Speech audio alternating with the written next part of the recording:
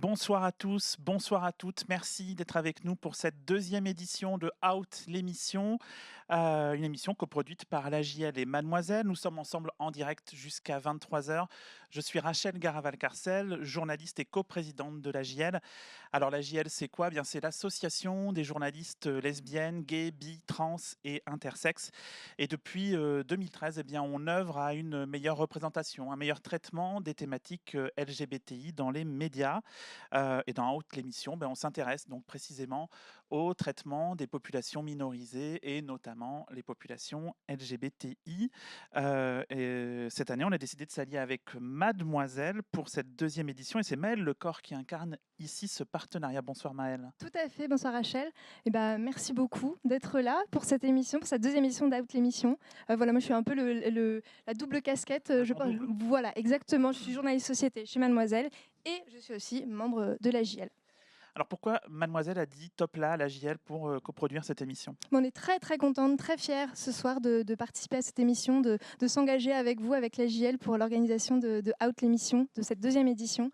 Voilà, ça participe pleinement à ce que veut défendre Mademoiselle, à justement à cette attention donnée aux questions LGBT dans les médias. Donc voilà, on tenait vraiment à défendre cette émission et voilà, la possibilité d'héberger cette émission s'est présentée. Et voilà, ça correspond totalement à la ligne que veut défendre Mademoiselle en tant que média féministe, en tant que média engagé. Alors, c'est la deuxième fois que Out l'émission a lieu. La première fois, c'était il y a un an, en pleine pandémie. La JL n'avait pas pu organiser sa traditionnelle cérémonie des Outdoors. Alors, les membres ont n'imaginaient pas qu'on puisse pas être présent pour le mois des fiertés. Et donc, on a réfléchi à autre chose et ça a donné Out l'émission. La première émission, elle est toujours visible sur la chaîne YouTube de la JL et je vous conseille vivement d'aller y faire un tour dès après cette émission. C'était une émission très riche l'année dernière. Ouais, tout à fait. Il y avait une grande diversité de thématiques. On a parlé de violences policières, on a parlé de PMA, on a parlé de visibilité lesbienne, de lutte contre le VIH. Donc c'était vraiment une grande diversité de thématiques. Là, cette année, j'ai presque envie de dire qu'on a réduit le champ, mais pas tellement en fait, parce Pas qu'on tellement. on va voir justement que voilà, à travers un seul sujet, on va couvrir énormément d'autres thématiques. Justement, il y avait cette envie cette année, ça s'est un petit peu imposé, j'ai l'impression, de parler de la transidentité, de parler du traitement médiatique de la transidentité dans les médias. Pourquoi justement ça allait un petit peu de soi cette année de parler de ce sujet-là? À plusieurs raisons. D'abord, une véritable profusion de productions journalistiques sur le sujet, et puis aussi, des offensives médiatiques transphobes à l'étranger, mais aussi en France. On y reviendra dans la première partie juste après. Et puis, ces derniers mois, ces dernières années, il y a eu pas mal d'initiatives de la communauté pour, en quelque sorte, se, réapproprier les moyens de production médiatique. Et justement, là, au cours de cette émission, voilà, on va être accompagné d'une série de personnes, d'experts et d'expertes. Voilà, on a un très beau panel dans cette émission. Voilà, les gens qui vont nous regarder ce soir ne sont pas forcément des experts. Justement, voilà, peut-être décortiquer quelques mots, voilà, un petit peu de vocabulaire avant de se lancer justement ensemble pendant ces 3 heures de live. Alors pour le dire vraiment très simplement, ce soir, on va parler de personnes trans, transgenres, c'est-à-dire des personnes dont le genre attribué à la naissance n'était pas le bon. Par opposition, entre guillemets, on va parler de personnes cis ou cisgenres, c'est-à-dire des personnes nées dans un genre qui, a priori, leur va bien et qui n'ont pas besoin de transitionner. Et puis, il nous arrivera sans doute de parler de personnes non binaires ou fluides. Il y a beaucoup de mots pas exactement synonymes pour désigner toutes ces personnes qui ne se reconnaissent ni exclusivement comme hommes ou comme femmes. Il y a des tas d'autres termes qui seront définis dans le chat grâce aux commandes qui sont déclenchées par les nombreux modérateurs et modératrices que nous avons ce soir. Tout à fait, on est une petite équipe voilà, qui va pouvoir répondre aux questions. Et voilà, n'hésitez pas à commenter tout au long de l'émission qui s'avérera, j'en suis sûre, très riche et passionnante. Merci beaucoup Maëlle. Merci beaucoup Rachel. Il est temps que j'aille rejoindre mes trois invités de cette première partie. Emmanuel Bobatti, tu es sociologue, tu travailles sur les questions de genre, de sexualité et de santé, et tu viens de publier Transfuge de sexe, passer les frontières du genre aux éditions La Découverte. Daisy Le Tourneur, bonsoir. Bonsoir. Tu es autrice et militante dans le collectif Toutes des femmes qui s'est formé début 2020. Est-ce que tu peux nous rappeler à quelle occasion ce collectif s'est formé? Pour faire la version courte, en fait, on s'est formé en réponse à une tribune transphobe qui a été publiée dans Marianne. On a voulu monter une contre-tribune en rassemblant tas d'organisations et de personnalités féministes françaises d'un peu tous bords, vraiment avoir montré qu'il y avait un grand front commun assez largement partagé dans le féminisme français contre la transphobie. Et à partir de là, en fait, donc ça a été publié dans Libération, on était très contente et on s'est dit, on va faire un collectif et essayer de mener d'autres actions ensuite. Très bien. Et enfin, bonsoir, Giovanna Rincon. Bonsoir. Tu es militante pour les droits des personnes trans et les droits des travailleuses du sexe et tu es la directrice de l'association Accepteste. C'est bien ça, Rachel. Alors, j'en ai un petit peu parlé dans l'introduction. Il y a plein de bonnes raisons de consacrer 3 heures aux personnes trans et particulièrement à leur traitement dans les médias. Mais l'une des principales, c'est quand même la profusion de production journalistique ces dernières années. On ne peut pas dire que les personnes trans aient été totalement absentes des médias avant, mais on a l'impression qu'il y a quelque chose qui a quand même un petit peu changé, pas toujours en bien malheureusement. Et pour ça, je voudrais vous soumettre des unes de nombreux magazines qui ont fait leur une sur les questions de genre ou de transidentité. Donc là, vous avez une de l'Obs en mars 2021. Je précise tout de suite avant qu'on les commente. C'est pas parce que ces unes sont dans ce diapo qu'elles sont forcément mauvaises, au contraire, hein, puisque ce numéro de l'Obs, il était notamment nominé lors des Outdoors 2019, la dernière cérémonie des Outdoors. Voilà, donc cette première une, ni fille ni garçon, voilà, la révolution du genre, et on l'a vu juste après, c'est encore plus clair, la révolution du genre dans les pages intérieures. Qu'est-ce que ça vous évoque d'abord simplement?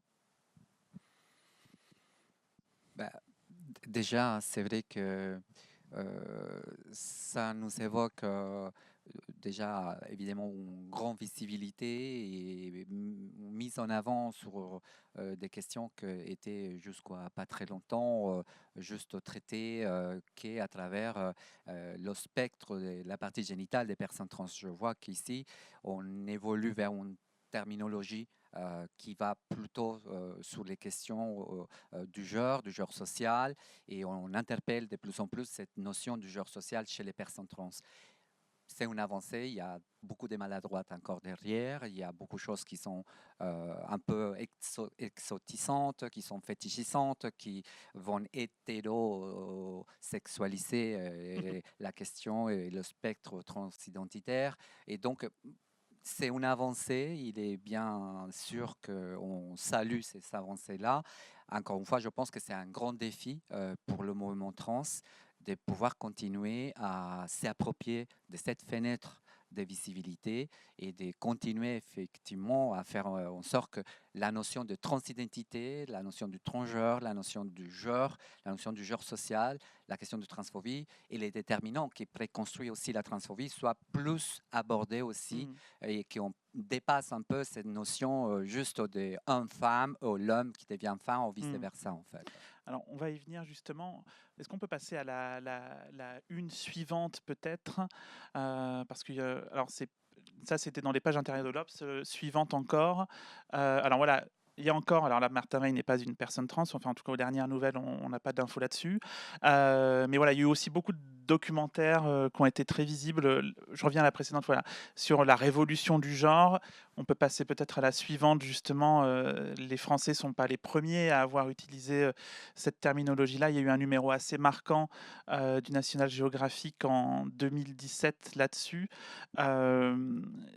Il y a d'autres unes qu'on va voir, mais à chaque fois, j'ai l'impression qu'on utilise des mots du bouleversement, de la révolution, du grand changement sociétal. Qu'est-ce que ça vous évoque, ce champ lexical-là, Daisy? Alors déjà, effectivement, comme dit Giovanna, je pense qu'il y a une avancée par rapport à ce à quoi on a pu être habitué par le passé, qui était très sensationnaliste dans le sens, pour reprendre historiquement, si on voit le cas de Christine Jorgensen, qui est devenue mondialement connue avec une qui disait l'ex-GI qui devient une femme. Il y a toujours eu cette emphase sur le changement. Maintenant, enfin sur le changement individuel, la transformation, tout ça, maintenant dans ces trucs de révolution du genre, il y a plutôt cette idée que d'un mouvement en fait collectif. Donc ça c'est déjà bien. C'est pas on n'isole pas juste une personne. Après, il y a quand même peut-être, parce qu'on peut toujours critiquer, cette idée dedans que oh là là, c'est un phénomène totalement nouveau et inédit que beaucoup de personnes ont en tête en fait, parce que elles pensent que voilà, les personnes trans, c'est un truc nouveau qui existe depuis 2010, quoi. Mm. Et l'idée de révolution transgenre appuie vachement ça. Emmanuel, tu voulais Oui, dire quelque chose? ouais, juste pour rebondir sur ce que disait Daisy, moi c'est vrai que en même temps je trouve que ça signifie un certain voilà, changement dans les représentations qu'on se fait des trans, voilà, on utilise de plus en plus le terme de genre, etc. Mais en même temps, moi j'ai l'impression que le terme de révolution, il peut peut-être induire parfois en erreur, c'est-à-dire que il y a beaucoup de gens qui se représentent les personnes trans comme étant à l'avant-garde d'une révolution du genre.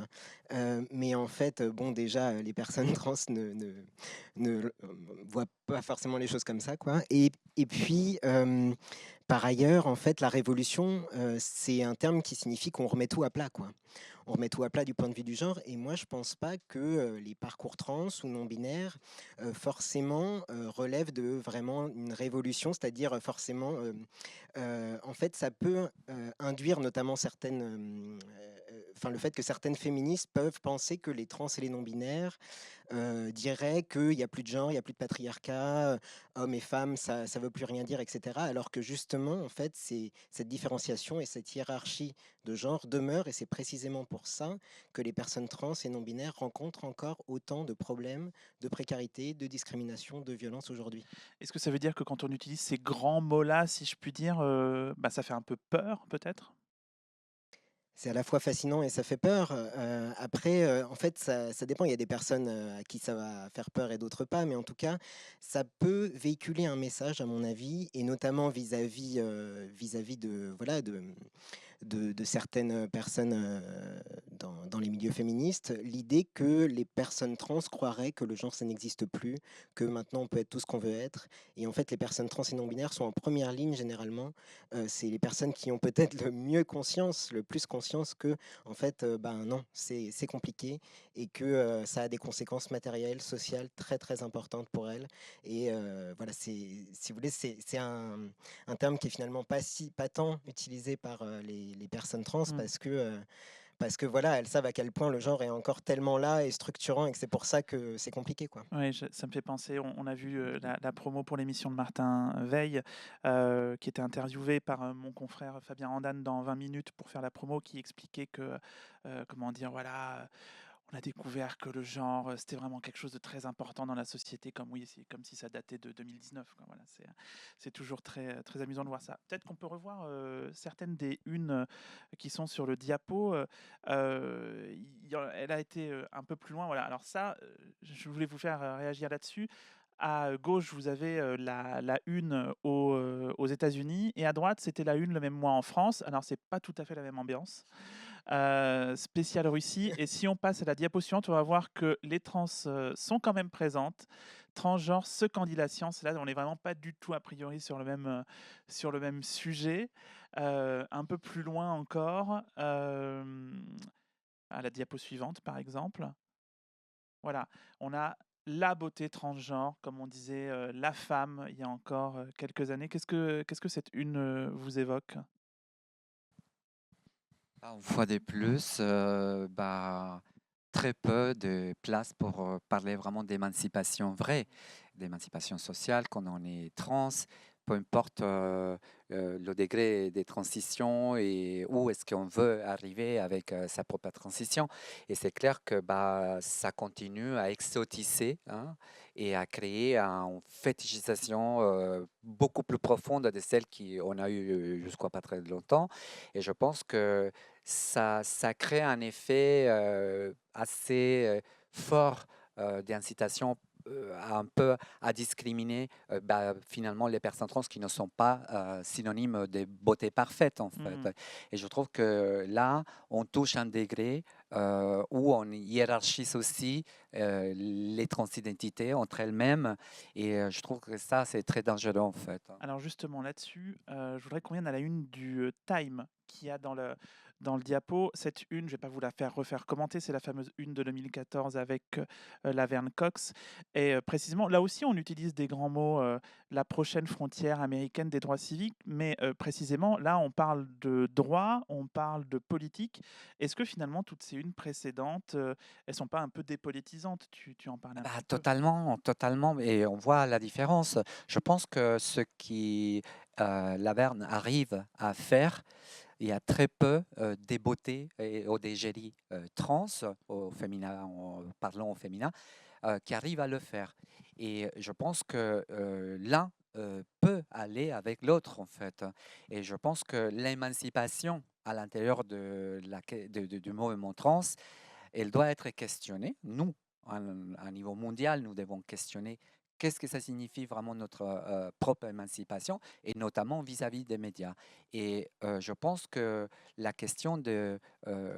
on est toutes et tous responsables quand on est trans vis-à-vis de cette médiatisation, mais encore une fois, quand il s'agit de deux versions de visibilité, une qui ne permet pas vraiment de transmettre vraiment quelles sont les problématiques qui atteignent la vie des personnes trans, qui construit la violence, les meurtres transphobes, ça veut dire que de l'autre côté, on a une courante médiatique qui est plutôt en recherche de lucre derrière cette notion du genre de la question moderne qui représente les questions trans. Donc, il y a un vrai danger pour moi. Il y a deux courants et il faudra que nous prenions aussi beaucoup d'attention à comment suivre et quelle place donner à l'un ou à l'autre. Alors, il y a une dernière une que j'ai pas montrée, elle est toute récente. C'est la une de Valeurs Actuelles, le mois dernier, sur voilà, le délire transgenre. C'est pas tout à fait un hasard quand même qu'un journal d'extrême droite s'intéresse à ces sujets-là. Ça s'intègre dans toute une couverture médiatique conservatrice. Est-ce que finalement on s'attaque au genre, au transgenre, comme on s'attaque, entre grosses guillemets, aux woke, aux islamo-gauchistes? Daisy, Emmanuel, peut-être? Alors oui, complètement, je pense. Il y a une convergence des luttes, des haines, on va dire, entre des personnes qui sont islamophobes, qui sont LGBT-phobes et antiféministes. Et ce qui est terrible, c'est de voir à quel point il y a des personnes qui se revendiquent féministes, notamment, qui peuvent tomber dans le panneau de travailler au nom de leur transphobie, en fait, peuvent participer et être utilisés dans des croisades de droite et d'extrême droite. Moi, un truc que j'ai relevé dans cette couverture de valeurs, c'est qu'ils utilisent le terme transgenre. Oui, qu'on voit pas Et forcément partout avant. voilà, et qu'ils n'utilisent pas transsexuel, qu'ils auraient certainement utilisé il y a quelques années. Et je pense que c'est peut-être... Donc c'est pas si mal finalement, Valeurs Actuelles. bah, ouais, c'est pour ça que moi, j'ai pas envie... Je sais qu'il y a beaucoup de personnes, et je pense qu'on est... vu qu'on s'adresse aussi à des journalistes ici, il y a beaucoup de journalistes qui ont l'impression que c'est super compliqué de parler des personnes trans parce qu'il faut avoir... Enfin, c'est pas faux, hein, mais Ouais. faut avoir absolument le bon vocabulaire, etc. Moi, je pense que si un truc, c'est que nous, pourquoi on est attaché au vocabulaire, c'est parce que en général, c'est un signe en fait qui nous permet de voir de base comme un canari dans la mine si les personnes si l'article commence voilà, si l'article commence par transsexuel, on est là ding ding ding, ça va pas aller, le Bon, là, en contenu et le l'occurrence, vous n'avez fond pas cette ne va alerte, pas mais aller. dans Valeurs Actuelles, ça se passe pas bien quand même. Hein, je Voilà. préfère Et vous le dire. après, je pense qu'aussi que si Valeurs Actuelles utilise transgenre, c'est pour rattacher ça à toute la panique morale incitée par la manif pour tous sur la théorie du genre. En fait, le délire transgenre, pour eux, c'est le dernier avatar de la théorie du genre et de cet épouvantail qu'on a agité beaucoup depuis 2012. Alors, on a une question dans le chat de Max26600 qui rebondit sur ce que tu disais. C'est quoi la différence entre transgenre et transsexuel? La politesse. Non, mais parce que ça fait débat. Il y a certaines personnes Oui, qui utilisent voilà. le terme de transsexuel sans Euh, trop de soucis. Ouais, moi, par exemple, j'utilise le terme transsexuel sans trop de soucis, mais pour parler de moi, après, je sais que il y a des personnes qui trouvent ça blessant et du coup, j'essaye de pas non plus l'appliquer à d'autres. Et en général, pour éviter, enfin, j'ai pas envie moi de me perdre dans les débats de taxonomie de transgenre, transidentité, Oui, il y a beaucoup de termes. transsexuel, et on est pas mal aussi à dire juste trans tout court. Ouais. Et comme ça, on se prend pas trop la tête. Voilà. Pour revenir au sujet de l'extrême droite, on peut se dire que finalement la visibilité un peu nouvelle des personnes trans crée un peu cette réaction des réactionnaires par définition. Mais on peut se demander si paradoxalement c'est pas aussi les réacs qui créent cette visibilité-là. Je pense par exemple à la fameuse théorie du genre, le gender. Personne n'a fait mieux pour populariser ces idées-là que la Manif pour tous, pour le dire de manière un peu provocante. Pareil aujourd'hui, est-ce qu'on entendrait autant parler des études décoloniales sans tous les médias d'extrême droite? Qu'est-ce que vous en pensez? Qui crée la visibilité de l'autre, en fait, finalement? Bon, disons que c'est vrai qu'il y a un phénomène assez contemporain. Voilà, par exemple, avec cette une, le délire transgenre, je suis pas sûr qu'il y aurait eu cette une au moment de la manif pour tous en 2012-2013. D'ailleurs, ce qui est intéressant, c'est que, en fait, au moment où la loi a changé pour le changement de sexe à l'état civil pour les personnes trans en 2016, eh bien, il n'y a pas eu une deuxième manif pour tous à ce moment-là. Ça aurait pu, mais en fait, il y a eu beaucoup de stratégies de la part des acteurs et actrices associatifs pour faire passer le truc comme si c'était pas trop une question de genre quand même, mais plus une question de précarité, etc. Ce qui était une très bonne stratégie. Mais en tout cas, à ce moment-là, il n'y avait pas encore eu tout un débat public, des unes comme ça, il n'y en avait pas à ce moment-là. Et ça arrive maintenant.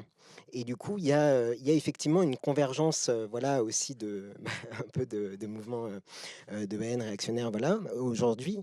Mais je voulais juste nuancer en fait ce qui a été dit juste avant en disant que c'est pas non plus quelque chose de complètement nouveau. C'est-à-dire que le délire transgenre, c'est des termes qu'on connaît déjà, qui ont déjà été employés, mais il y a 20 ans, quoi. Il y a 30 ans, l'illusion transsexuelle, par exemple, c'est le terme d'un livre tristement connu. Et c'est, enfin, il y a à la fois des ruptures et des continuités, en fait. C'est pas non plus quelque chose de complètement nouveau, quoi. On va venir à des choses pas totalement nouvelles et un peu connues. C'est un peu la deuxième raison qui nous a poussé à faire cette émission ce soir, c'est l'importation, ou du moins le début d'importation des théories TERF en France. Alors je voudrais qu'on soit vraiment très pédagogique là-dessus pour commencer ce débat-là. Qu'est-ce que c'est que les TERF? Qu'est-ce que c'est que cet acronyme, Emmanuel ou Daisy Allez, Daisy. Ok. À l'honneur. Alors, TERF, oui, c'est un acronyme anglais veut dire Trans Exclusionary, donc qui exclut les trans, radical féministe, féministe radical, et il me semble, a ses origines vers 2008, mais en gros, qui désigne un mouvement né dans les années 70 dans certains milieux américains lesbiens radicaux d'exclusion des trans parce que il y avait en gros deux camps. Il y avait beaucoup de lesbiennes qui étaient qui avaient aucun problème en fait avec les personnes trans et qui voulaient les accueillir. Et puis il y a eu un schisme. Je vais pas refaire toute l'histoire. Parce que voilà, on a que 1 heure et demie. Et en fait, aujourd'hui, c'est devenu un synonyme presque de transphobe et dont on abuse parfois un peu parce que beaucoup de personnes qu'on qualifie de TERF aujourd'hui n'ont pas grand-chose à voir avec le lesbianisme, n'ont pas non plus grand-chose à voir avec le féminisme et certainement pas le féminisme radical. Aujourd'hui, parfois, ces personnes-là se définissent comme gender critical, critique du genre, du gender, comme on disait en France il y a quelques années. Alors, on l'a dit, c'est pas vraiment quelque chose de nouveau. Néanmoins, il y a une sorte de retour de hype, si je puis dire, de ce débat depuis quelques années aux États-Unis et puis surtout en Grande-Bretagne. Il y a eu plusieurs polémiques sur l'inclusion des femmes trans dans les lieux réservés aux femmes. Qu'est-ce qui s'est passé au Royaume-Uni ces dernières années à ce sujet? Bah, là encore, moi, je vais replacer un petit peu peut-être dans une histoire, c'est-à-dire que je pense pas qu'il s'est passé quelque chose en particulier. Moi, ce débat, en fait, enfin, Il y a il y a, quelques événements il qui y a ont eu des événements, il y a frappé, eu bien sûr des personnalités publiques qui ont pris la parole, etc. Mais dans les mêmes termes que ce qui avait déjà été dit d'une certaine manière. En fait, ce débat, il est vieux maintenant, il date d'il y a plus de 50 ans, à chaque fois, il ressurgit et avec un peu toujours les mêmes arguments, quoi. C'est-à-dire que ça bouge pas tant que ça, finalement. Mais c'est vrai que voilà, il y a eu en tout cas des personnalités publiques qui s'en sont emparées. Et ça a fait une différence parce que c'est venu légitimer en fait ces propos d'une certaine manière, d'une manière ou d'une autre, et donner voilà toute la légitimité à beaucoup de gens pour écrire un certain nombre de tribunes, par exemple. Alors on nous demande dans le chat c'est quoi être TERF, mais il me semble qu'on l'a quand même un petit peu expliqué. C'est pour le dire aussi peut-être plus rapidement, c'est quoi? C'est s'opposer à la présence des femmes trans dans les mouvements féministes. Ouais, on peut dire ça dans les mouvements féministes et globalement à la présence des femmes trans dans les milieux féminins et à leur reconnaissance en tant que femmes, mais c'est aussi, voilà, de plus en plus, elles s'intéressent aux hommes trans à qui elles ne s'intéressaient pas tellement avant, et leur point de vue étant généralement que ce sont des jeunes filles égarées qui auraient pu être des lesbiennes butch, des garçons manqués, et à qui on fait des transitions forcées, quoi. Voilà. Alors, tu l'as un tout petit peu abordé, voilà, il y a des personnalités publiques qui ont pris à bras-le-corps ce débat, notamment l'autrice J.K. Rowling, qu'on ne présente plus, l'autrice de la série Harry Potter notamment. Elle a mis un peu sa notoriété au service de cette cause-là, si je puis dire, ce qui fait que le débat a vraiment pris de l'ampleur, il a notamment traversé les frontières, on reviendra en France, mais au Royaume-Uni, c'est vraiment devenu un sujet pour les médias britanniques, un sujet important, notamment un sujet même abordé dans des interviews politiques de premier plan. Et je voudrais vous faire commenter une interview de la BBC, donc qui n'est pas non plus un obscur média conservateur, entre la journaliste Laura Kuenssberg, qui est l'éditorialiste politique en chef de la BBC, et Rebecca Long-Bailey, députée travailliste à l'époque candidate à la tête du Parti travailliste. Donc, est-ce que c'était une interview de début 2020, donc le Parti travailliste, le grand parti de gauche britannique. Pour vous donner la référence, c'est un peu comme si c'était une interview dans la matinale entre Léa Salamé et quelqu'un comme, je sais pas, Najat Vallaud-Belkacem. Et c'est, pour vous remettre le contexte, ça s'est passé au moment où, au Royaume-Uni était débattue la question de l'auto-identification des personnes trans dans la loi. La vidéo dure une petite minute, elle est sous-titrée en anglais et je reviendrai après vous dire globalement ce qui se dit. Women are women, yes. And do you have any concerns about changing the Gender Recognition Act? Because this is a tricky issue. Labour has got their different views on this issue. Do you think that moving to self-identification is the right thing to do? I think we need to fully support our trans community, and I understand the arguments on all sides of this debate, but I'm very firm in supporting the rights of trans people, and I think as a party you would expect the Labour Party to be at the forefront of doing that. But that's not the same as saying that self-identification should become the legal way of doing it. Do you think that we should move to a situation of self-identification? I think people's self-ID, I mean, going through a transition as a trans person, it's a very, very difficult process, and we speak to people who've been through the process themselves, and self-IDing is the first step in that process for many. And we've got to respect and understand that we have to let people be and who they want to be and respect their choices. Should that be the law? Because I know you're not. I think it should be the law. So you do, to be clear, self-identification. Self-identification. Okay. Voilà. Alors, pour vous faire une petite traduction rapide, donc Rebecca Long-Bailey, donc je vous le répète, à l'époque, députée travailliste à l'époque, candidate pour devenir chef du parti. Spoiler, elle a perdu, mais ça vous intéresse sans doute moins. Elle est interrogée, donc à l'époque, il y a un débat qui fait rage sur dans le parti travailliste sur est-ce qu'on accepte que les personnes trans puissent s'autodéfinir et comment dire, leur changement d'état civil déclaratif, quoi, hein, cette fameuse chose qu'on cherche, nous, en France, mais qu'on n'a pas encore. Donc voilà, elle est interrogée sur cette question-là et la journaliste la relance beaucoup. Moi, devant cette vidéo, je suis en pleine dissonance cognitive. Il y a mon moi trans qui me dit mais c'est terrible que dans une interview de ce niveau-là, on ait besoin de dire que les femmes trans sont des femmes.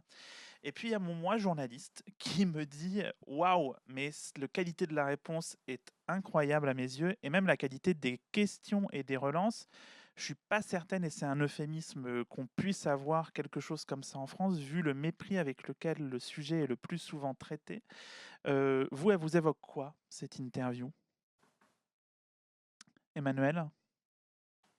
Bon, Je te prends un peu au dépourvu, là, je le sens bien. Beaucoup de choses. Non, mais bon, je pense que, enfin, effectivement, je sais pas si on verrait ça, si on verrait ça en France. Après, moi, je suis pas journaliste. Je vois effectivement qu'il y a des traitements voilà, des sujets autour des personnes trans qui sont voilà, plus ou moins, disons, ok ou problématiques. Voilà.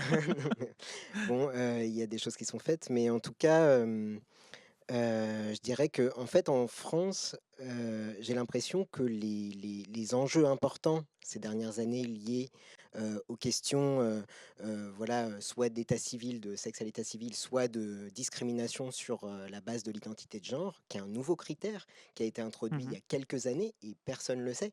En fait, ce que je voulais dire, c'était que, en fait, nous, on a tendance, c'est vrai, dans le contexte français, on a l'impression que c'est un peu mis sous le tapis, en fait. Et c'est aussi une stratégie de la part de beaucoup de personnes trans pour arriver à voilà, avancer et à obtenir ses droits, que de essayer de limiter la visibilité, parce que cette visibilité, justement, elle a des conséquences, les conséquences qu'on connaît, et les mouvements réactionnaires, et pas que d'ailleurs, il y a aussi, c'est pas que l'extrême droite du tout, Non, pas du malheureusement. Et donc, il y a, voilà, c'est plutôt ça qu'on connaît en France, c'est-à-dire que dans les médias, on parle plutôt des expériences des gens, des parcours, beaucoup des enfants trans en ce moment, c'est On y plutôt reviendra. ça en ce moment. Mais les enjeux importants, fondamentaux de droit, par exemple, eh bien, à chaque fois, on n'en entend pas parler. Bon, ce qui a des avantages et des inconvénients, bien sûr. Daisy, toi, t'évoques quoi cette interview, que ça arrive à un tel niveau dans un débat, alors pas le nôtre en France, mais le débat britannique? Alors effectivement, moi je pense que c'est alors c'est chouette de voir cette femme politique aussi engagée et en fait parler de nos luttes avec d'un point de vue politique. Mais après, effectivement, il y a eu la révision donc de la loi sur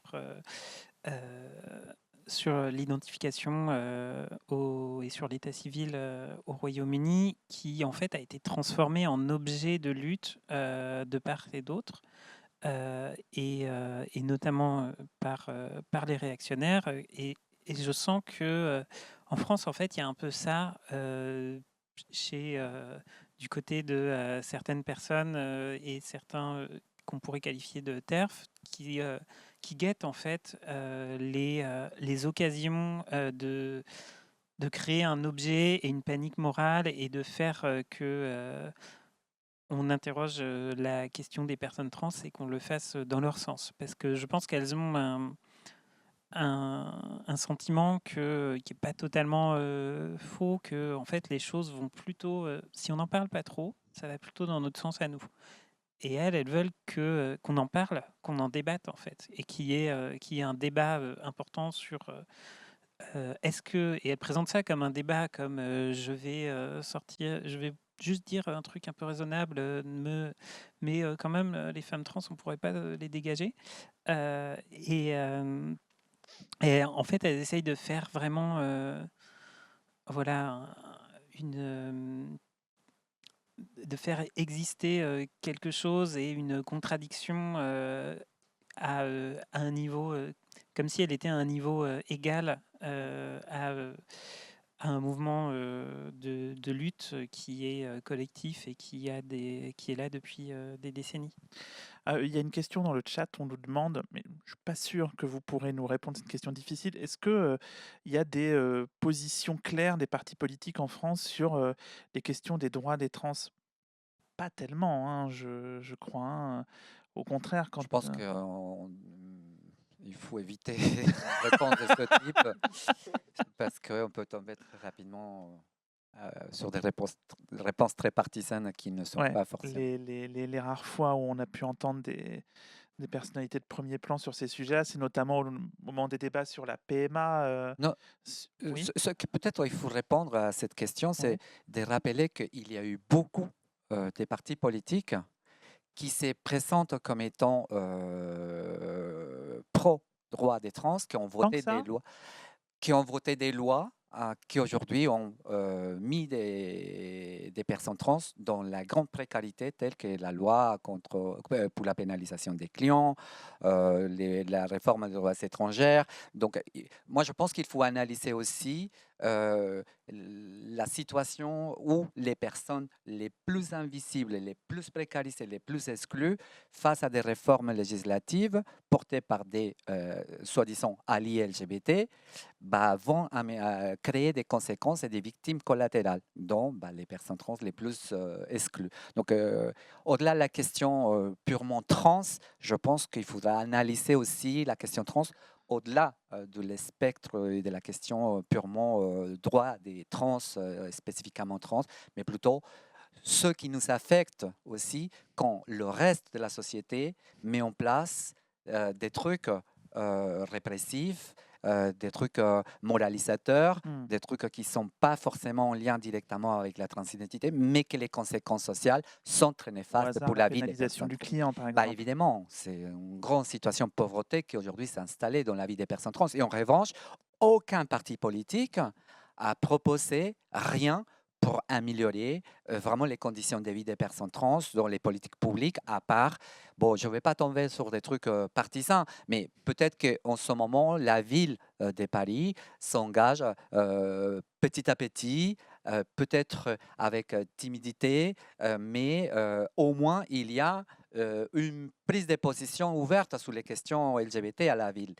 Au-delà de la ville, c'est vrai que même si on veut parler directement des personnalités politiques, Marlène Schiappa, suite à l'assassinat de Vanessa Campos, elle a tardé presque un mois pour envoyer un Twitter à la famille et présenter les condoléances à la famille. Donc voilà, c'est juste... Au sujet des positions des partis politiques, on me rappelle dans l'oreillette qu'il y a eu récemment un débat organisé par l'Inter-LGBT et le Centre LGBT de Paris-Île-de-France sur les élections régionales en Île-de-France. Et c'est vrai que la question des droits des personnes trans a été abordée. Si vous voulez aller voir ce débat, il est très bien, il est surtout très bien animé. Je voudrais revenir à la question de la transphobie. Il y a donc le débat, il est arrivé en France il y a environ 1 an et demi, on peut dire ça comme ça, donc un peu avant que toutes des femmes se forment. Certains médias comme Marianne, comme Le Figaro ont senti le bon filon. Ça a été importé en fait un peu de deux manières. D'abord via des articles mal traduits à partir d'une demi-info sur telle maternité qui ne parlerait plus de mère pour faire plaisir aux hommes trans au fin fond de l'Australie, ou la Suède qui s'interroge sur les enfants transgenres alors qu'on extrapole 1 ou 2 cas. Et puis il y a eu surtout aussi beaucoup de tribunes diverses et variées, et puis des réponses bien senties comme celle de toutes des femmes qui est exemplaire. Euh, Vous, qu'est-ce que ça vous évoque, le fait que le débat en France il se soit traduit par surtout des tribunes ici ou là de personnalités diverses et variées qui se réclament du féminisme en tout cas? Daisy? En fait, moi, je pense que la tribune, pour ces personnes-là, c'est un bon moyen d'avoir un peu d'exposition médiatique, parce que quand on est 12 et qu'on représente pas grand monde, mais qu'on a un peu des connexions dans les médias, la tribune, c'est un bon moyen de se donner de l'importance. On peut se nommer en collectif même. Et, euh, et c'est vrai qu'on a eu une déferlante, enfin c'est tous les 2, parfois tous les mois, parfois tous les 2 mois, une nouvelle tribune dans Marianne, dans Valeurs, dans Le Point. Et en fait, on retrouve toujours un peu les mêmes Oui, noms qui c'est circulent, toujours les mêmes noms, et même les mêmes signataires. les mêmes, comment dire, les mêmes idées dedans, quoi, hein, Tout les à mêmes. fait, oui. Et, et en fait, voilà, c'est comme je disais plus tôt, elle cherche un objet. Alors là, ça va être le documentaire Petite Fille, donc on va rebondir sur Petite Fille. Là, ça va être Marguerite Stern a été cancelled. Là, ça va être. Alors peut-être faut dire qui est Marguerite Stern, hmm, mais j'ai évité son nom jusque-là, mais il faut peut-être le dire hein, maintenant. Faudra pas éviter, il faut le Bon, alors c'est qui Marguerite Stern? Marguerite Stern, c'est une militante féministe qui est à l'origine du mouvement des collages de rue contre les féminicides, et qui, alors que le mouvement en fait s'est un peu étendu, a vu se multiplier des collages contre la transphobie. Et a dit non, attendez, là, stop, c'est plus possible. Moi, la transphobie, je trouve ça super cool. En gros. Oui, c'est Voilà. exactement comme ça que je sais passer, je crois. Et en fait, à partir de là, elle a eu toute une sorte d'exposition et de soutien. Ouais, elle avait profité déjà d'une exposition d'une exposition médiatique quand elle avait effectivement lancé le mouvement des collages féminicides, et finalement elle a réexploité ça quand elle s'est distinguée du mouvement sur la question, Ouais, de l'inclusion voilà. des personnes trans. Et du coup, il y a eu une réaction. C'était sur Twitter à la base qu'elle a publié un long thread pour expliquer tout ce qu'elle pensait des personnes trans et de leur présence en milieu féministe. En fait, c'est en réaction à ça qu'il y a eu une tribune pour la soutenir, en fait, à laquelle nous, on a répondu. Donc, c'est la réaction à la réaction à la réaction. C'est le débat médiatique français, hein, Voilà. bienvenue. Sur le choix de passer par 10 tribunes, vous, ça vous évoque quelque chose? Moi, en tant que journaliste, ce que ça m'évoque, c'est quand même que finalement, on laisse des gens parler un peu sans filtre et raconter un peu n'importe quoi. Parce que souvent, dans ces tribunes, on y raconte quand même assez n'importe quoi. Emmanuel? Oui, alors moi honnêtement, j'ai pas d'avis sur le format tribune Ouais. du tout. Et sur ce qu'on y trouve? Mais pour le coup, moi, ce qui m'a questionné là-dedans, c'est vraiment, enfin, en fait, j'ai été amené à réfléchir un peu là-dessus aussi. Et en fait, je me suis dit, mais en fait, pourquoi ce débat se ressurgit comme ça en permanence depuis très longtemps? En fait, c'est quoi le fond du problème, en fait? Moi, c'est plutôt ça la question que je me pose. Bon. Et en fait, finalement, en fait, voilà, moi, étant féministe moi-même et faisant des études féministes, c'est quand même assez questionnant, en fait. Et du coup, en fait, moi, j'y vois une peur, en fait, une peur de beaucoup de féministes pour ce qu'elles imaginent être, je sais pas, une sorte de masculinité qui viendrait s'immiscer dans le monde des femmes, Ce qui évidemment va avec l'argument va avec l'idée que les femmes trans ne sont pas des femmes, enfin voilà, on connaît. Bien sûr. Mais en tout cas, vraiment, il y a cette idée de spectre de la domination masculine qui viendrait à travers les femmes trans et peut-être aussi les hommes trans, vu qu'ils sont des hommes maintenant, s'immiscer dans le monde des femmes et dans les milieux féministes pour venir voilà, y rétablir une forme de domination. Et en fait, j'ai l'impression qu'il faut essayer de vraiment identifier un peu ce que c'est que cette peur et la nommer en fait pour pouvoir à partir de là mettre les choses à plat et se dire en fait peut-être que des fois la peur elle se trompe d'ennemi en fait. Peut-être que quand on a peur des fois on se trompe d'ennemi, on oublie que l'ennemi peut-être ce que certaines appelaient l'ennemi principal c'est le patriarcat. Moi je pense pas qu'il y ait forcément un ennemi principal mais voilà. En tout cas on a tendance des fois quand on a peur à oublier ça. Et en fait, c'est pas que les personnes trans qui ont été confrontées à ça dans l'histoire du féminisme. C'est aussi, par exemple, les femmes racisées, qui Toi, étaient tu considérées comme étant pas vraiment des femmes et qui le sont toujours dans certains milieux. Toi, tu replaces ça à sa juste valeur en quelque sorte, c'est-à-dire c'est un combat entre guillemets, mais entre populations minoritaires et minorisées en fait. D'une certaine manière, oui, d'une certaine manière. Et en fait, c'est même plus qu'un combat entre dominés, en fait, c'est vraiment des logiques d'altérisation quoi, de l'autre, c'est-à-dire voilà, on renvoie une femme racisée au fait qu'elle est racisée, on renvoie voilà, une lesbienne au fait qu'elle est lesbienne, on renvoie une femme trans au fait qu'elle est trans en fait. Et ça, c'est des logiques qui ont ponctué l'histoire du féminisme et qui se répètent et se déplacent constamment. Et en l'occurrence, c'est vraiment sur les personnes trans en ce moment que ça se focalise. Oui, non, mais pour compléter ce que tu dis, mais pour moi, derrière tout ça, il y a une espèce de xénophobie, hein, qui n'est pas forcément la peur de l'étrangère, mais la peur des personnes trans, parce que finalement, ce ne sont pas des vrais hommes ni des vraies femmes. Et donc, en quelque sorte, il y a une sorte de rejet de l'étrangère qui n'appartient pas à l'homme et la femme biologique. Un rejet du différent. Et en rejet de différents. Et moi, je trouve que derrière ça, il y a une espèce d'attitude fasciste même, puisqu'en réalité, pareil qu'on fait pour les étrangères, la théorie des remplacements, là, c'est à peu près la théorie des remplacements par le c'est genre. ça. Et c'est assez Les féministes dur. remplacées par des fausses femmes. Exactement, on a peur que les hommes vrais et les femmes vraies soient remplacées par des trans. Là, ça touche vraiment un niveau.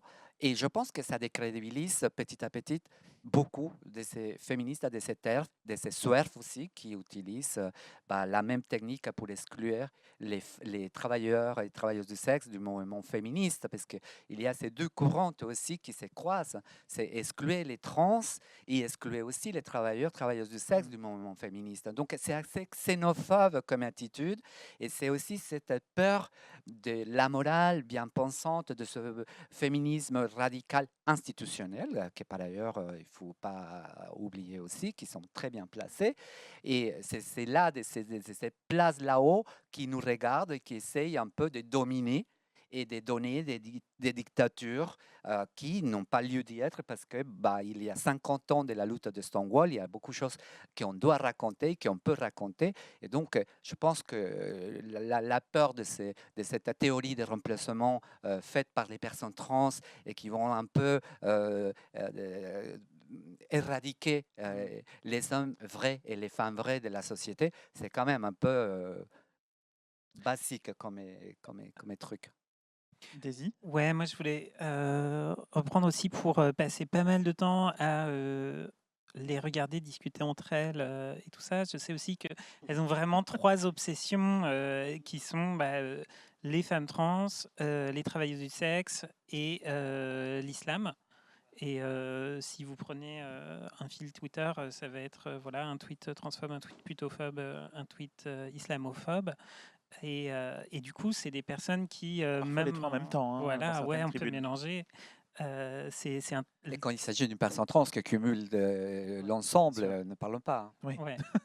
C'est l'intersectionnalité des haines aussi, on peut dire. Oui. Et du coup, c'est des personnes qui se retrouvent de plus en plus même si elles se revendiquent féministes, à avoir une oreille dans les milieux de droite et d'extrême droite. Les antiféministes. Voilà, très antiféministes, et à se retrouver finalement manipulées aussi, je pense. Enfin, c'est peut-être la manipulation, elle est réciproque peut-être, mais Récupérer, quoi. récupérée, voilà, par aussi des personnes antiféministes qui peuvent dire regardez, nous on défend les vrais féministes, nous on défend les LGB contre l'été. Les vraies féministes étant celles qui sont contre le voile, contre les personnes trans Voilà. et contre les travailleuses. Qui c'est sont ça. blanches et bourgeoises. Voilà. Je reviens à un autre sujet de ce soir. Il y a une des figures imposées de la transphobie médiatique ces derniers temps, tu en as un tout petit peu parlé, c'est le recours plus particulier comment dire, à l'attaque sur les mineurs trans. Pourquoi? Est-ce que c'est plus facile de cacher sa transphobie en s'attaquant aux mineurs trans? Je sais pas, je pense qu'effectivement, quand on mobilise les mineurs et les enfants, ça provoque peut-être plus d'émotions, mais dans les deux sens, en fait, je dirais. C'est-à-dire que c'est vrai qu'il y a des tribunes qui disent voilà, voilà, parmi les jeunes lesbiennes, elles se font recruter par des hommes trans qui les forcent à transitionner. Enfin, on entend ce genre de choses, enfin, on lit ce genre de Oui. choses. Et il y en a eu une cette semaine, par exemple, il me Ah, je l'ai semble. manqué. Et donc, ça, effectivement, ça provoque des réactions plus vives. Je pense que c'est l'intention que ça a, ce type de papier. Mais à l'inverse, en fait, enfin, juste pour relativiser un petit peu, à l'inverse aussi, il y a beaucoup de médias maintenant qui s'intéressent de manière, bon, plutôt bienveillante, entre guillemets, aux enfants trans pour aussi susciter l'empathie des gens, parce que les enfants, ça suscite plus d'empathie que les adultes. C'est triste, mais apparemment, ça a l'air de marcher. Bon. Donc, en fait, voilà, il y a toujours une intention aussi derrière qui peut être parfois bonne et parfois assez mauvaise, hein. Daisy, c'est pas très nouveau qu'on utilise les enfants pour s'opposer aux avancées à l'émancipation des personnes trans ou aux avancées de droits pour les lesbiennes. Je pense évidemment à la PMA, à l'adoption, ou plus ancien encore à la dépénalisation de l'homosexualité. C'est quelque chose qui revient très souvent dans le discours des réactionnaires. Ouais, en fait, je pense qu'il y a un truc qui est qu'on pense pas, on peut manipuler les enfants, enfin utiliser la figure de l'enfant comme ça parce qu'on les pense pas comme des sujets mais comme des objets. On se dit que les enfants trans, en fait, bah, ils peuvent pas s'être mis ça dans la tête tout seuls. Sous influence. Ils sont sous influence de leurs parents ou d'une société en plein délire transgenre. Et on peut pas, enfin, les personnes qui essayent de vraiment créer une panique morale transphobe sur les enfants trans, ça leur viendrait pas à la tête de se dire ouais, les enfants sont indépendants, ils ont leur propre pensée et malgré leur jeune âge, ils peuvent déjà avoir une idée sur le fait qu'ils sont des garçons ou des filles. Sachant que évidemment, ouais, peut-être que on se pose pas la question en fait pour les enfants cis de qui est-ce qui leur a mis dans la tête qu'ils sont des garçons ou des filles. Comment ça se fait que t'es cis, toi? Ouais, c'est vrai, c'est une question qu'on pose moins dans des tribunes pro-trans, du coup, peut-être qu'on pourrait faire. Alors, on a parlé là des enfants trans, et c'est vrai qu'on en a vu un petit peu, effectivement, peut-être pour attendrir le public, donc ces derniers temps. C'est vrai qu'en revanche, on voit très peu, beaucoup moins en tout cas, de vieilles personnes trans ou de personnes trans racisées. Est-ce que vous avez des indices qui pourraient nous permettre d'expliquer pourquoi on les voit moins? Est-ce que c'est juste l'agisme et le racisme ambiant? Je ne sais pas, je prendrais ça à l'inverse. Moi, je pense que auparavant, il y a très longtemps, on utilisait que les personnes trans et on les montrait âgées parce qu'ils transitionnaient évidemment très C'est vrai. tardivement. Et bah, on montrait quoi quand on montrait les trans? Les trans, bah, le cliché, bah, les étrangères. Tous les trans étaient, il n'y a pas très longtemps, brésiliennes. Quand on voyait Tout une à fait. personne trans, bah, et c'est encore d'actualité, c'est le cliché, bah, une personne trans, elle est prostituée, elle est brésilienne, elle est immigrée, elle est travailleuse du sexe. Et donc, bah, moi, je pense que le risque actuel de la visibilité c'est cette espèce de la visibilité trans, cette espèce d'esthétisation, cette esthétique qu'on veut montrer maintenant à la télé. Les médias, ils s'en servent de tout ça. Ils veulent montrer un article beauté parfait trans. Et donc, par opposition, les personnes trans âgées, on ne parle pas. Les racisés, encore moins. Dans une société en France qui ne se cache pas trop sur des sujets d'esthétique et sur des questions lisses, propres, qui sont faciles à vendre. Et dans une situation politique en France qui est assez, on va dire, très proche du racisme et droitier et très, très, très, très plus. Et donc, c'est clair que il faut plutôt alerter à l'intérieur du mouvement trans à quel point, évidemment, en participant, en donnant les témoignages, parce que c'est une question aussi, il faut qu'on questionne, est-ce que notre témoignage à l'individuel et à niveau collectif, notre visibilité, notre tête, notre visage, nos corps, à quoi ça sert, qu'est-ce qui s'apporte vraiment politiquement à l'intérieur de nos propres luttes, qu'est-ce qu'il permet d'avancer, et par extension, qu'est-ce qu'elle invisibiliserait aussi, et si invisibiliser c'est les personnes trans âgées, les conséquences de la transphobie, parce que quand on parle actuellement des personnes adultes, des personnes âgées, 70 ans, 80 ans, il faut penser que ces personnes ont un bagage bien rempli de transphobie, de violence. Et donc, on a là une notion de réparation qui est très importante à mettre dans nos esprits. Et donc, effectivement, pour moi, aujourd'hui, la question, c'est quelle place on va leur laisser à nos aînés dans cette visibilité et aux personnes racisées. Emmanuel, là-dessus? Oui, moi je trouve ça très intéressant ce que tu dis parce que en fait moi je pense que le mode de visibilité il évolue. C'est-à-dire qu'effectivement la visibilité, par exemple, il y a une chercheuse qui s'appelle Karine Espinera qui a beaucoup travaillé là-dessus. Elle a des archives qui sont très intéressantes. Elle montre voilà, que effectivement dans les années 80 par exemple c'était vraiment la figure de la travailleuse du sexe du Bois de Boulogne. Bon, c'était voilà. Et aujourd'hui c'est plus ça. Et qu'est-ce qui se passe en fait c'est-à-dire que moi, j'ai tendance à voir dans le fait qu'effectivement, c'est de plus en plus des personnes jugées peut-être respectables qu'on voit à l'écran. J'y vois voilà, une évolution vers le fait qu'aujourd'hui, d'une certaine manière, voilà, ça fait plutôt bien dans certains milieux et dans certains médias de se montrer plutôt trans-friendly, de la même manière qu'on peut se montrer gay-friendly ou féministe. J'ai une bonne amie trans. Et voilà, et du coup, ça fait bien, mais l'égalité et la visibilité se fait toujours sous condition. C'est des choses qui ont très bien été montrées à propos des femmes, hein, par exemple. L'égalité, c'est sous condition, et il y a des critères de respectabilité qui n'étaient pas forcément là avant. Visible, mais comme on a envie que vous soyez visible. Voilà. On nous demande au sujet de l'âge, je ne sais pas si vous aurez une réponse là-dessus. The Lily Moon nous demande est-ce qu'il y a un âge OK pour transitionner? Je crois pas. Tous les âges. Tous les âges. On peut commencer à tous les âges. Sur les personnes. Oui. Non, je vais juste revenir parce que justement, c'est un des objets de la panique morale transphobe qu'on trouve chez notamment Elisabeth Roudinesco, qui était que, en parlant des petites filles trans qui ont été médiatisées dernièrement, sous-entendre qu'elles font une transition médicale à 8 ans, voire moins. Évidemment, non, ça n'existe pas.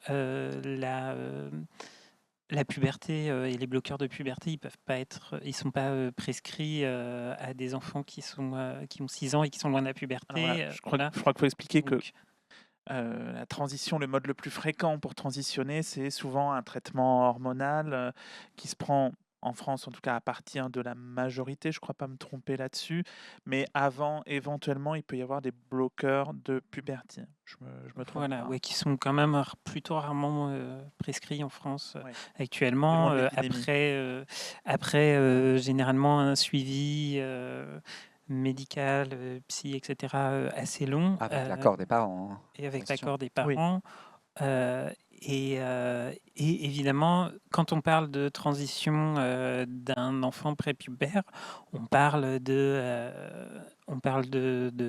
transition sociale, c'est-à-dire changer de prénom, de pronom, de vêtements. Et on ne parle pas évidemment de faire une mammectomie à un enfant qui n'a pas encore de sein. Enfin, voilà. Non, mais on entend tellement des Non, mais trucs c'est vrai, caricaturaux. c'est vrai qu'on en rit, mais malheureusement, il y a des gens qui, en tout cas, font mine de le prendre au sérieux. Il y a d'autres personnes trans qu'on voit moins, c'est aussi les hommes trans. Alors c'est un petit paradoxe en France, puisque peut-être que l'une des personnes trans les plus visibles en France, c'est l'acteur Océan. Mais pourquoi est-ce qu'on voit moins les hommes trans, Emmanuel? Bah ça, c'est lié, c'est une longue histoire. C'est une longue histoire. Raconte-nous. Bah, c'est une histoire voilà, qui est liée à la médicalisation des transitions. Et en fait, à une médecine qui, au siècle dernier, s'est beaucoup plus intéressée aux femmes trans qu'aux hommes trans, parce que de manière générale, elle s'intéresse beaucoup plus, la médecine, aux femmes qu'aux hommes. Parce que, voilà, Pas en depuis... bien, hein. Pas très top, hein, Non. non. Du coup, les femmes sont en meilleure santé, mais par contre, beaucoup plus médicalisées, contrôlées, beaucoup plus d'injonctions envers elles. Enfin, voilà, elles portent tout un tas de charges contraceptives et tout, voilà, comme on le sait. Et du coup, eh bien, la médecine s'est avant tout intéressée aux femmes trans. Et son intérêt pour les hommes trans, il est vraiment très récent en réalité, alors que c'était pas un problème technologique fondamentalement, hein, puisque, enfin voilà, les phalloplasties, on savait les faire au début du siècle dernier. Enfin, il y a eu une mémoire sélective en fait de la médecine. Phalloplastie, c'est quoi? Phalloplastie, c'est une opération génitale destinée aux hommes trans de construction d'un pénis. Et d'ailleurs, on dit même pas pénoplastie, on dit phalloplastie. Ça a l'air compliqué, en tout cas pour les médecins, de se dire que c'est possible. Et en tout cas, donc, c'est cette histoire qui fait que, parce que les trans ont été connus, enfin, en tout cas en France et voilà, dans des pays d'Europe du Nord ou d'Amérique du Nord, avant tout par la médicalisation. Médiatiquement et socialement. Et c'est vrai que du coup, les hommes trans de ce fait ont été beaucoup moins connus. Ils ont été connus plus par le biais des mobilisations collectives à partir des années 90-2000. C'est ça vraiment qui leur a donné une visibilité en fait aux hommes trans. Est-ce que c'est aussi parce que, comment dire, tu l'as un petit peu dit, mais finalement, les femmes trans, c'est un petit peu plus croustillant pour les médias, quoi. Il y a peut-être, dans un raisonnement un peu bas du front, c'est encore plus incompréhensible de transitionner pour apparaître comme une femme dans la société.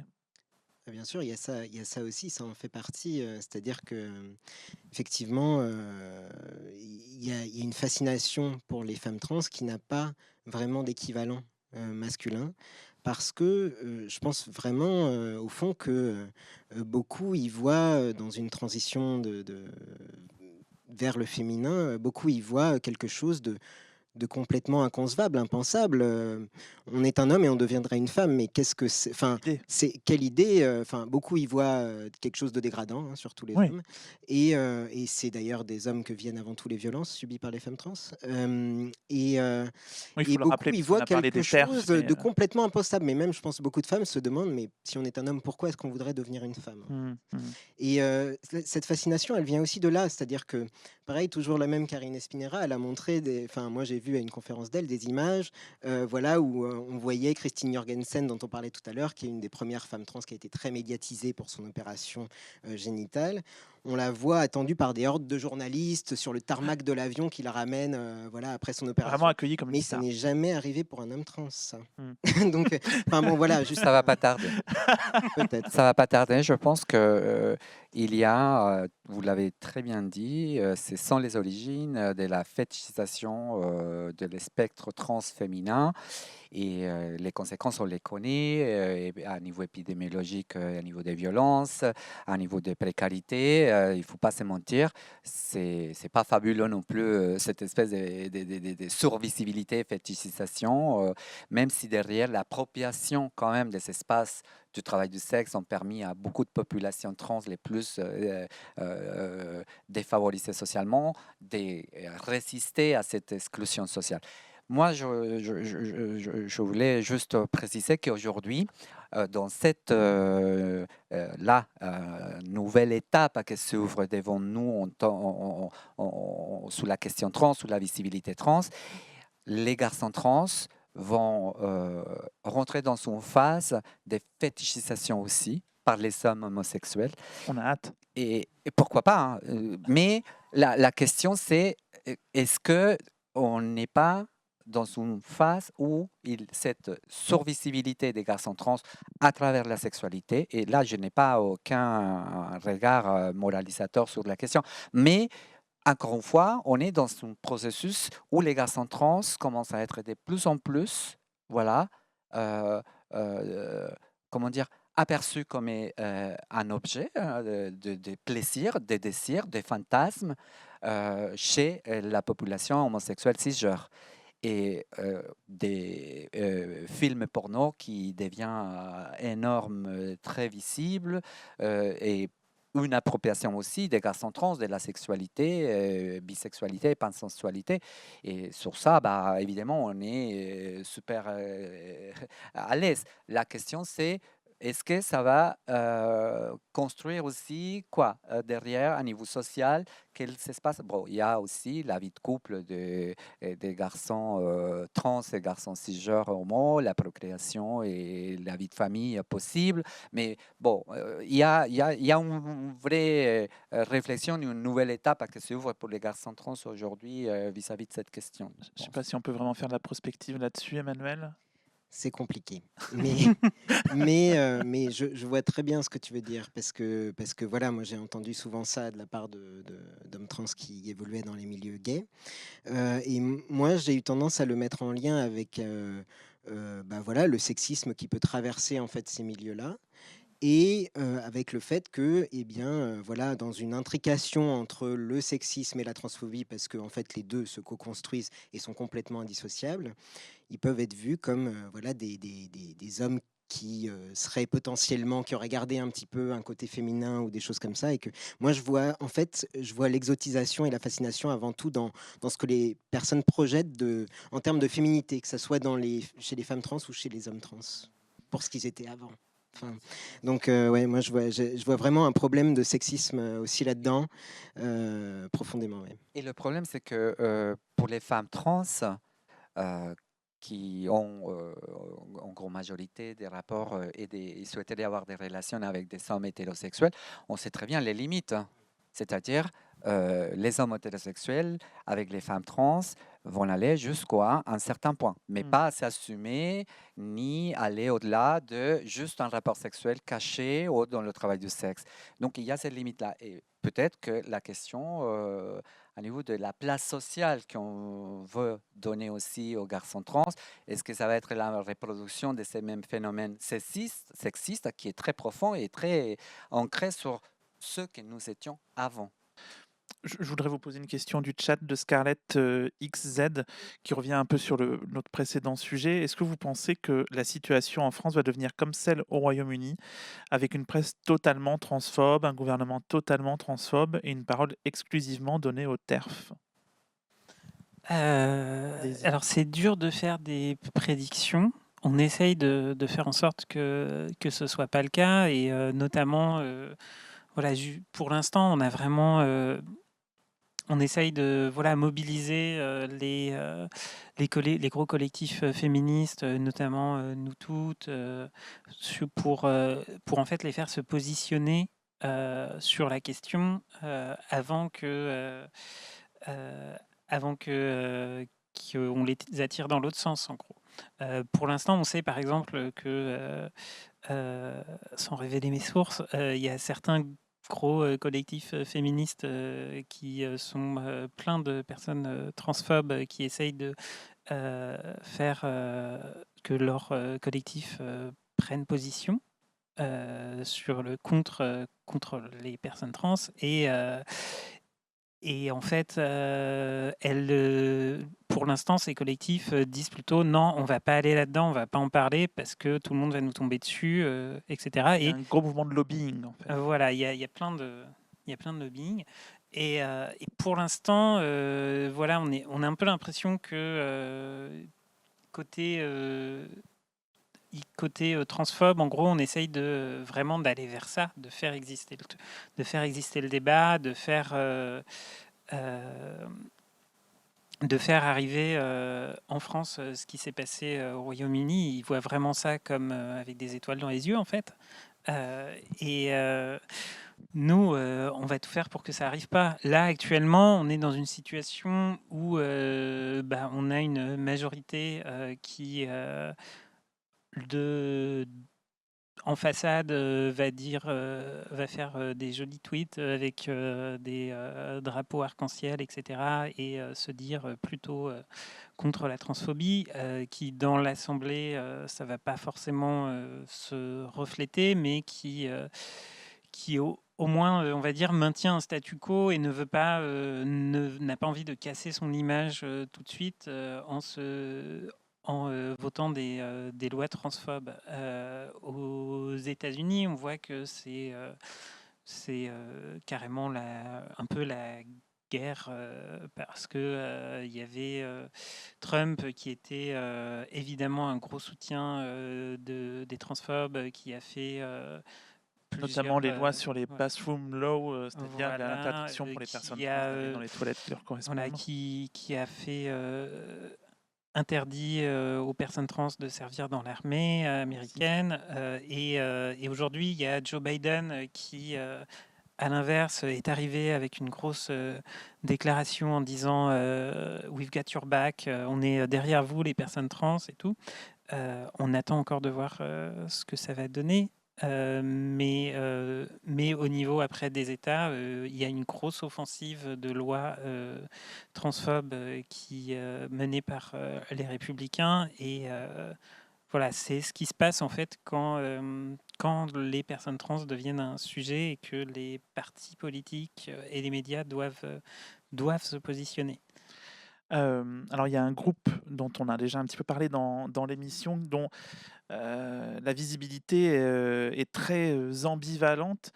Fut un temps, la majorité des sujets sur les personnes trans dans les années 90, ils concernaient les travailleuses du sexe. C'est un peu moins le cas aujourd'hui, on l'a dit. Mais malheureusement, les travailleuses du sexe, elles reviennent sur le devant de la scène médiatique, souvent dans la rubrique faits divers. Et il faut bien dire qu'à ce moment-là, le travail journalistique, il est souvent catastrophique quand il n'est pas carrément honteux pour la profession. Je pense à la mort de Vanessa Campos. Alors, il y a eu les mégenrages dans les premières dépêches de l'AFP, mais surtout ce numéro de Paris Match, alors que je ne montrerai pas, parce qu'il est vraiment horrible. Quelques semaines après, le décès de Vanessa Campos, avec ce titre, Les nuits fauves du bois de Boulogne, et une photo du cadavre de Vanessa Campos. Alors, niveau déshumanisation des personnes trans, on se place là. Il semble à peu près évident qu'aucun autre magazine avec autant pignon sur rue que Paris Match n'aurait pu faire la même chose sur un autre fait divers, ou plus exactement, je pense qu'il y aurait eu une polémique nationale si on a vu, je sais pas, le cadavre d'une enfant disparue dans un magazine français. Ici, rien ne s'est passé et au contraire, le directeur de la rédaction de Paris Match s'est défendu quelques mois plus tard sur France Inter. Il a déclaré, je cite, « Heureusement que nous avons traité cette histoire parce que sinon, personne ne se serait intéressé au meurtre de cette pauvre fille, pauvre gars. » Voilà, sur cette affaire exemplaire dans le très mauvais sens du terme. Giovanna, comment tout ce battage a été vécu chez les travailleuses du sexe? Alors, au moment où Vanessa a été assassinée, j'étais en communication WhatsApp, en vidéo directe avec les filles du Bois de Boulogne. J'étais en Bretagne. C'est des souvenirs très violents, des souvenirs vraiment qui ont marqué ma vie pour toujours. J'ai dû retourner à la Bretagne immédiatement et tout de suite réfléchir à une stratégie, pour le coup, cette fois-ci, avec une offensive collective beaucoup plus profonde. Nous avons vécu ça avec beaucoup de violence. Le traitement médiatique a été vraiment très insultant, méprisant, et a commencé surtout par le Parisien. C'est le Parisien qui a été le premier à publier un article sur la question. Et après, c'est vrai que quand on a dû gérer un peu l'ensemble de ce qui nous arrivait, bah, la première chose qu'on a fait par réaction, ça a été de faire venir la famille. Et donc, la sœur de Vanessa Campos était présente ici et elle a été interpellée par Parimage. J'étais avec elle, je l'avais prévenue, je l'avais averti, faites attention, quand les médias vont venir te parler, te poser cette question. Et par ailleurs, curieusement, la plupart des médias qui ont été présents lors de la première marche qu'on a fait très vite suite à l'assassinat de Vanessa Campos, la plupart venaient avec des interprètes, chose qu'ils ne font jamais presque. Et curieusement, là, pour le coup, ils avaient vraiment tous un interprète à Il côté. fallait être efficace là. Parce qu'il fallait vraiment tirer bien les informations. Donc, nous, on a dû vraiment très vite faire une tribune qui n'était pas forcément une tribune politique, puisque en réfléchissant bien, lors de l'assassinat, nous avons décidé plutôt de nous adresser à la sensibilité de la société, à cette sensibilité humaine qu'on croit qu'existe vraiment, quoi qu'il arrive. Je pense que tout le monde est sensible vraiment suite à une barbarie pareille. Et donc, notre tribune a très bien fonctionné. Et cette tribune, c'est celle qui a déclenché vraiment une médiatisation très importante sur l'affaire. Il est clair que pour nous, ce que le Paris Match a fait, c'est vraiment quelque chose de très sale, Indigne. puisque indigne. Et donc, très vite, nous avons mis des avocats pour porter plainte contre Paris Match. La famille a porté plainte contre Paris Match et on a gagné. Et Paris Match a dû indemniser la famille. Malheureusement, ce qu'on avait demandé, c'est que Paris Match présente ses excuses publiquement lors d'une édition après, chose qui n'a pas été gagnée. Mais je pense que globalement, l'assassinat de Vanessa Campos nous a rappelé à quel point la organisation et l'autonomisation à l'intérieur de la communauté trans, travailleuse du sexe, migrante, était très importante, était fondamentale. Et je pense que la barbarie avec laquelle Vanessa a été assassinée a permis malheureusement de nous donner la force pour politiser ces questions-là, nous a montré la route à prendre. Et c'est clair que aujourd'hui, une chose que nous rend satisfaits suite à tout ce procès, c'est que Vanessa a été assassinée en 2018 et le procès aux assises va être présenté en janvier. Donc, ça veut dire que notre action a permis vraiment de réduire les temps pour que les personnes victimes de meurtres transphobes soient rapidement mises en main de la justice. C'est une chose que si on analyse auparavant, d'autres meurtres qui ont eu des personnes trans au bois de Boulogne dans des situations aussi atroces qui n'ont jamais été médiatisées et qui n'ont jamais été accompagnées vers le système judiciaire. Aujourd'hui, on pense que cette stratégie que nous avons menée, ça a permis de réduire les délais, de faire avancer le procès et de faire en sorte que justice soit faite. Et nous espérons vraiment que ce sera le cas en janvier de cette année. Donc déjà, je pense que derrière cette question en janvier, ça s'ouvre à nouveau une autre étape pour nous, puisque là, pour le coup, il faudra faire face à nouveau de toute la médiatisation de l'affaire. Alors, il est 21h30. J'ai une dernière question à laquelle il faudrait répondre rapidement, s'il vous plaît. Ce traitement-là sur l'affaire Vanessa Campos, je trouve qu'il est révélateur de toute l'ironie et tout le mépris qu'on a encore quand on parle des personnes trans, finalement. Je ne sais pas ce que vous en pensez, Daisy ou Emmanuel.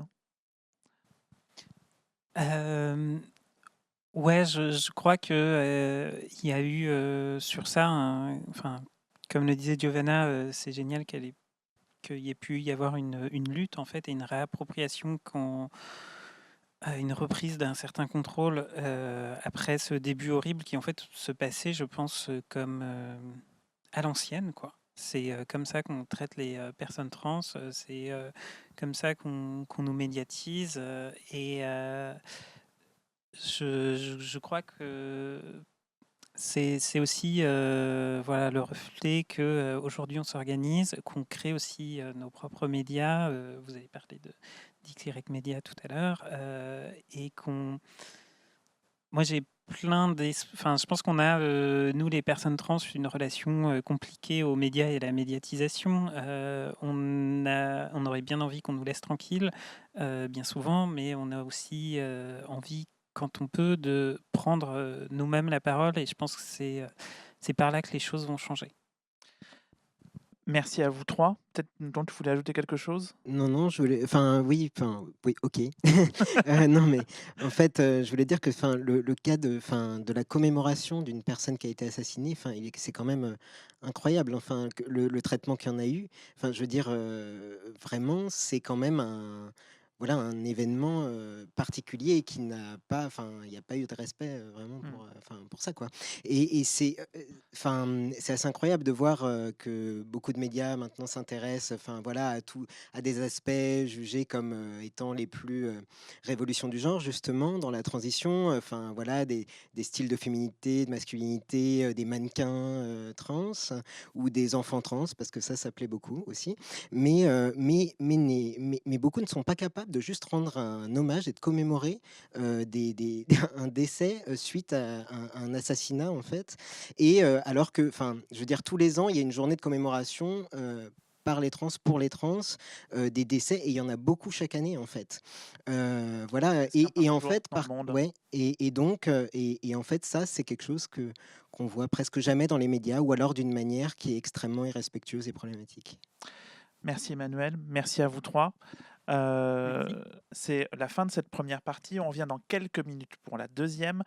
On va renverser le point de vue et se demander donc ce qui se passe quand ce sont les personnes trans qui prennent les commandes de médias. Je vous dis à tout de suite.